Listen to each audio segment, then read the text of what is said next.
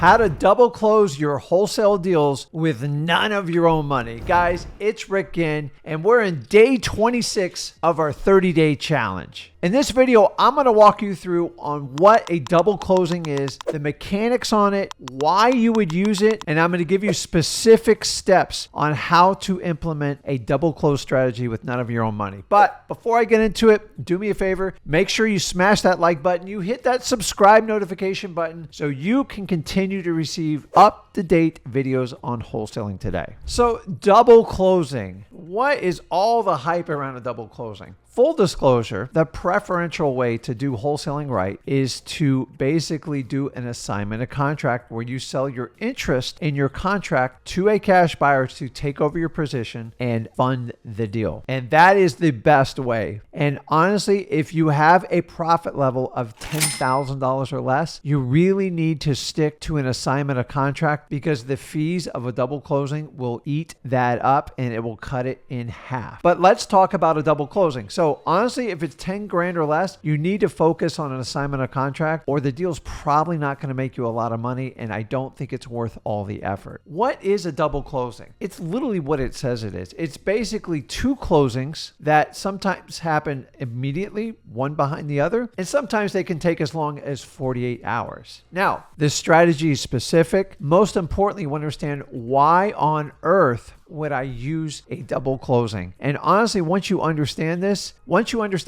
you can identify and use the double closing strategy to save deals that otherwise you could not do regular assignment of contract. So let's talk about it. The main reason most wholesalers use a double closing is usually you have somebody difficult involved. Now, it could be your seller, it could be your buyer, it could be a real estate agent, it could be a real estate attorney. And what happens is one of these four parties, and by the way, it could be friends, family, anything else, it's endless, is they might get upset. And I'm here to tell you up front, I personally believe you should be transparent in what you're doing because your first and foremost commitment is to your seller. If your seller does not know you're making a profit, you're probably not doing this business the right way. And I don't want you to use this strategy to hide. If you have a difficult seller and you can't show the property and you can't do anything, then you have to get them out of the way. How do you get them out of the way? You have to get some sort of temporary funding. Most of you go out and try to get hard money and all this other stuff. If you use the double close method correctly with full disclosure, you can actually employ this strategy without all that expensive financing. So sometimes you just have a difficult seller. They know you're making a profit, but like they're getting antsy on how much you're going to make. And to me, it drives me nuts. Now, 99% of the time, my sellers are 100% cooperative. But every now and then we get a difficult tenant that's in there. Sometimes we have a seller's spouse or like someone's come out of the woodwork. An attorney is like running interference and they're reviewing the HUD. And even though the seller's okay with it, the attorney has a major problem if you're going to make a $30,000 or $50,000 assignment of contract. Guys, I've done an assignment contract all the way up to $100K. The number doesn't matter. What I don't want to do is upset the seller. Honestly, talk to your sellers. Don't try to use the double close to hide because they're going to find out eventually. And my only commitment, honestly, when I do these transactions is really to my sellers. I don't want them to be upset. And for that reason, if it was a very large profit and they have a third party that's looking into it and they're getting upset, I look at the double closing as an insurance policy that the deal goes through. I know the seller wants to sell it, but they have people talking in their ears. This is where I'm going to employ the double close method. The second reason you would use it is you get difficult cash buyers. And honestly, I'm okay hiding something from the cash buyer. I could care less. But the reality is, number one, if you have a difficult cash buyer, it's never going to get better. I always try to go find another buyer if they're difficult up front because it usually means they're going to be difficult all the way to the end and they only get worse. Now, every now and then we have a cash buyer gets upset if we're making a ton of money. It makes no sense to me. I try to avoid these cash buyers like crazy, but every now and then I only have one cash buyer and they're stuck on what I paid for the property and I'm making $50,000 more. This is where I'm going to implore the double close because I can eliminate it. I don't care if the cash buyer finds out after the fact because it doesn't matter to me. The seller, completely different story. You're better off being transparent and open and honest up front because you don't want them to come back and say, hey, I didn't know you were flipping it for a profit. They should know it if you're a wholesaler. So my warning is if you have a very, very difficult cash buyer, a double closing with none of your own money is probably going to be difficult because you need their cooperation in the process. So go find a cash buyer that is okay with you making a ton of money, and you decide to do a double close. Maybe the seller's difficult, maybe the cash buyers, maybe their husband, their spouse, or their company's set up, and you can use the double close method. It's going to cost you a little bit of money, but it ensures your transaction gets done. And honestly, if that's the case, go ahead and use this strategy. The last thing is sometimes you guys are in some, there's a couple difficult states out there. I'm not going to go into the legalities of it, where you actually have to close on the property and then fund it again. And that would be another instance you would use this method, because remember, when you fund a deal and it gets closed, nobody can go back and question it, because if it's funded, it's two separate transactions and there is no violations. But once again, check with your local state laws. There's only a couple of them out there.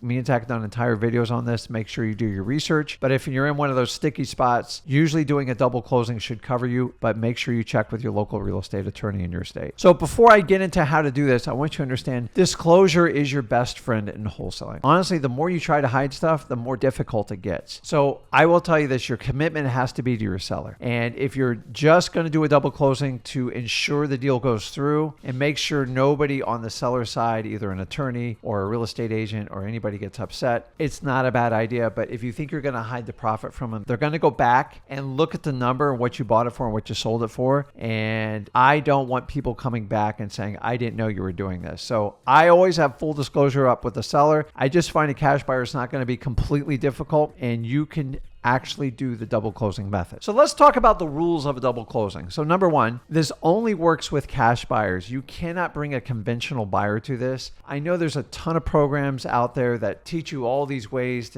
to basically trick the title company and the underwriters. And honestly, it's going to get you in a lot of hot water. And if you're a beginner, you do not want to use these strategies. Taking a wholesale deal to retail with some fancy paperwork and you don't have the experience is a recipe for disaster. You're better off being honest, because if you think you're going to hide something from the seller, if you think you're going to hide something from a bank or an underwriter or a title company, there's consequences for it. And I don't want anyone to go through that. I believe being brutally honest is your best policy, because it can't come back to haunt you. So no conventional financing. I don't care who tells you can do it. I'm here to tell you, if you disclose that to the bank, they would never, ever let you do these types of deals on a wholesaling deal. No conventional financing. Don't even ask me. It's not on the table. It has to be a cash buyer. Number two, if you have an extremely difficult cash buyer, this method will not work. You'll actually have to find a hard money person to fund your deal and put your credit or your signature on the line, your personal savings. A difficult cash buyer will not allow you to do a no money double closing funding, because they're never going to cooperate. And honestly, you should probably just go find another buyer. These people are brutal and I don't like to deal with them. And the third thing is you actually have to give full disclosure to your cash buyer. So listen, I can sell you the property, but like, here's what we're going to do. I'm going to do a closing, and basically you're going to fund it up front, and then we're going to use that money to close yours. It's going to be two separate transactions, but that way we know the deal goes through. You know exactly what you're buying it for, and it's a win-win for all parties. It's that simple. If they can't agree to that, do not present this option, because it will not work out. Ask me how I know. So those are the basic rules. If you can't satisfy those rules I gave you, this method will not work. Now, the major players involved here, there's basically two. It's going to be your cash buyer, which we already talked about. They got to be somewhat cooperative and understanding and okay with what you're doing. And then number two is your title company. You have to use a title company you have a relationship with, because this is not something you just walk in the title company and do. Preferably you've been working with them. Maybe you haven't even done your first deal, but you've spent time with them. You've got to know like everybody involved in the company. You know them on a first name basis. Hopefully you have a couple deals. Maybe they work some contracts, they fell apart. But I can't stress this enough. You have to have a relationship with your title company, because you are pushing the edge of what their services offer. That's what we do as entrepreneurs and wholesalers, and I want you to understand that. So let's walk through the mechanics of the actual double closing. So here's what we're going to do is you have your contract. You entered in a contract with your motivated seller. That's your A to B contract. End of story, right? Pretty straightforward. Normally we would assign it, sell it via contract, and sell it to your end buyer. We have maybe a realtor or somebody involved that's being a little bit nosy and they're just trying to point out every flaw and trying to kill your deal. We've decided to implement the double closing strategy, and we're moving forward. So that's the first transaction. So let's walk through the first transaction. Now, what happens is your cash buyers, like say you're buying it for 100 and they're buying it for 150, your spread's 50,000. It's going to be a little bit less than that because we have closing costs. So your A to B, you've basically probably put up a small deposit, probably $500 or less, $1,000 or less. And then what you're going to do is enter into a contract with your cash buyer, a completely separate contract. You're not going to do an assignment of contract. You're going to do a purchase and sale agreement. You can get all that over at freewholesaling.com. You enter that contract just like you would normally would, but you, whatever your company's name, is going to be the seller, and then your cash buyer is going to be the new buyer. So what happens is you're buying it for 100, they're buying it for 150. Now, you go ahead and get a non-refundable deposit like you normally do with all your other contracts on the assignment of contract. Whatever it is, my suggestion is always $5,000 or more because people can pay attention. Once he leaves that $5,000 deposit, basically what you're going to do is if your closing's at the end of the month, and obviously usually our cash buyers want to close earlier, maybe you entered into the first of the month and now we're around the 15th, is your buyer is what they're going to do is they're like, hey, Rick, I'm ready to close. Awesome. What we have them do is fund their closing. Their closing is going to take place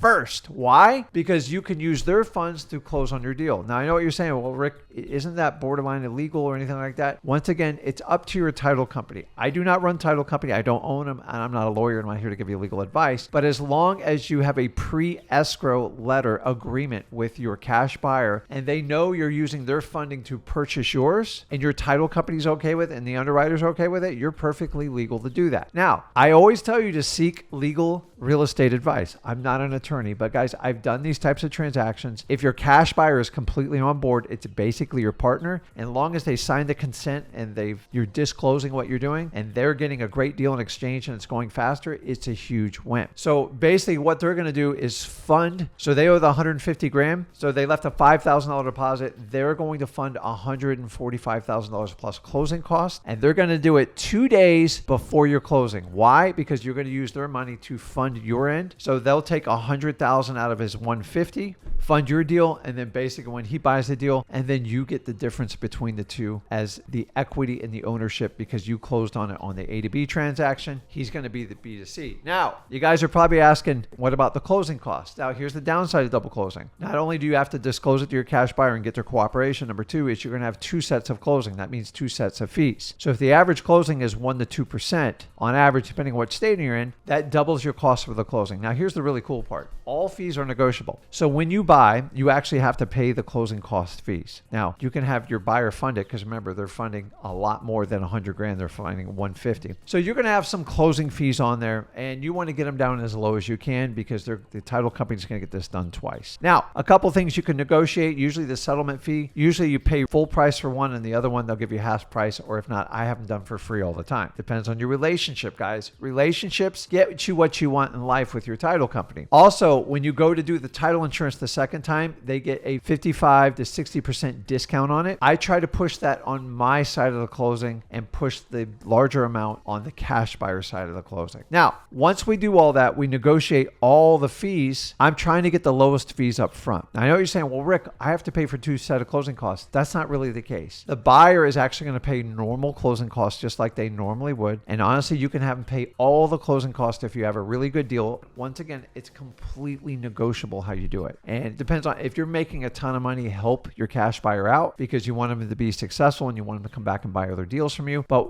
I want you to understand when you do a double closing, you technically are only paying for 1 set of closing costs. Everyone's like, oh, you got to pay for closing costs twice. Not really, because all my cash buyers pay their portion of the closing cost. And when I do the B2C, I always ask them to pay for the closing cost. And the really cool part is by the time it gets to the second transaction, you have a reissue credit. The fees are low. They're usually going to get a much better fee than if they were ever to go take it to their own title company and close it. And honestly, most cash buyers that work with me on this technique, they absolutely love it and they're happy to do it. The only time I've ever had a problem is when you try to force a cash buyer into a double closing and they don't want to cooperate. They don't want to sign the escrow letters. They don't want to work with your title company. Just go find another buyer. It's definitely not worth it. So guys, are you going to use the double closing method to fund your wholesale deals without any of your money? Listen, I just taught you how to do it without hard money because hard money There's a reason it's called hard money. It's hard to get. It's very expensive. By using this method, you're using your cash buyer's money to fund your deals and do everything to where you do not get overly scrutinized. But remember, guys, full disclosure is the best policy in wholesaling. I've always stuck to that. And make sure you have everyone that is cooperating in the transactions. And once again, always make sure you're loyal to your sellers and you let them know what you're doing. They are the one that can come back to haunt you if you try to misguide them or mislead them. And I strongly recommend against that. So guys, let me know in the comments, are you using the double closing to save a deal that might have extra scrutiny? And did you know that you could use your cash buyer's money to actually fund these deals? Remember, you have to get permission from your title company to do it and your cash buyer. But why not, guys? Why not use this strategy? I was blown away when I first taught it. Remember, it only works with cash buyers. You can't use conventional buyers. Let me know in the comments if you're using it. Guys, this is Rick on day 26 of our 30-day challenge, talking all about double closings, how you can utilize it for your wholesaling business. I appreciate you guys. And if you got value from this video, do me a favor, make sure you smash that like button. You hit that subscribe notification button. This is Rick Ginn, the day 26 challenge of our 30-day wholesaling challenge. I'll see you in the next video. See you guys.